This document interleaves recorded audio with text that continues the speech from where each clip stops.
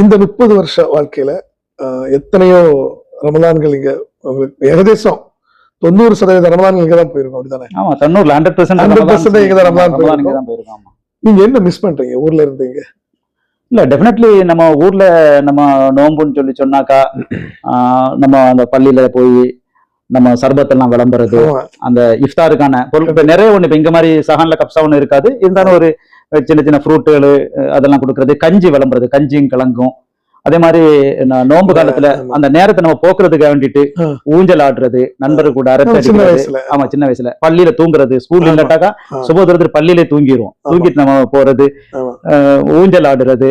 பின்ன தராவி 22 ரக்காத் ரொம்ப லெந்தியாட்டு நம்ம என்ன சொல்றது, ரொம்ப டயர்டா இருக்கும் எல்லாருக்கும். ஆனா வயசானவங்க எல்லாம் நின்று சொல்லுவாங்க, இங்க நம்ம 8 ரக்காத்து முடிச்சிடும் மாஷால்லா, ஊர்ல நம்ம அந்த 22 ரக்காத்து கொஞ்சம் ரொம்ப லெந்தியா இருந்துச்சு. நிறைய மக்கள் நிறைய வயசானவங்க நின்று சொல்லுவாங்க. கண்டிப்பா. அதே மாதிரி பின்ன வீட்டுல அந்த 30 நாளும் விதவிதமான அம்மா உணவுகள் உண்டாக்கி கொடுப்பாங்க.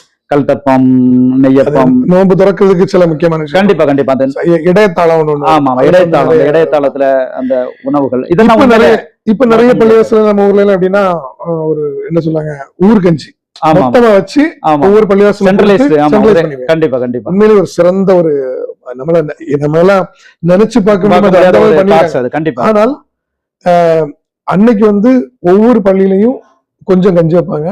அந்த பள்ளி ஏரியால உள்ள மக்கள் வந்து அங்க நான் போய் வாங்கியிருக்கேன். கண்டிப்பா கண்டிப்பா அந்த டைம்ல போய் கஞ்சி வாங்கிட்டு போயிருக்கேன். பள்ளியில் நோம்பு திறந்துருக்கு. அதே மாதிரி நம்ம எல்லாம் வந்து வீட்டுல இருந்து பள்ளியில நோம்பு திறக்க விட மாட்டாங்க. அப்ப பள்ளியில கஞ்சியை வாங்கிட்டு வந்துடலாம். அப்ப அது முடிச்சுட்டு பள்ளியை தொழுதுட்டு வருவோம். அந்த இன்னைக்கும் கண்ணுல இருக்கு அந்த மண்ணு, அந்த பிஞ்சானம் அப்புறம் சின்ன இதுல வந்து கிழங்கு தருவாங்க. ஆமா ஆமா அதெல்லாம் வந்து உண்மையில மறக்க முடியாத நிகழ்வுகள் நம்ம மிஸ் பண்றோம். பட் அன்பார்ச்சுனேட்லி நமக்கு ரமலான் டைம்ல நம்ம ஒன்ல ரீட்டைல ஒர்க் பண்ணோம் அந்த காலத்துல. அப்ப ரமலான் தான் சீசனா இருக்கும், நம்ம வெக்கேஷன் போக முடியாது.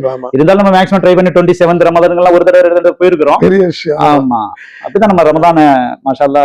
பெருநாட்களை வந்து மிஸ் பண்றது ஒரு பெரிய விஷயம். பெருநாட்கள் நமக்கு கிடைக்காது அதிகமா. ஆமா நம்ம அதிகமா பெருநாட்கள் கிடைக்காது.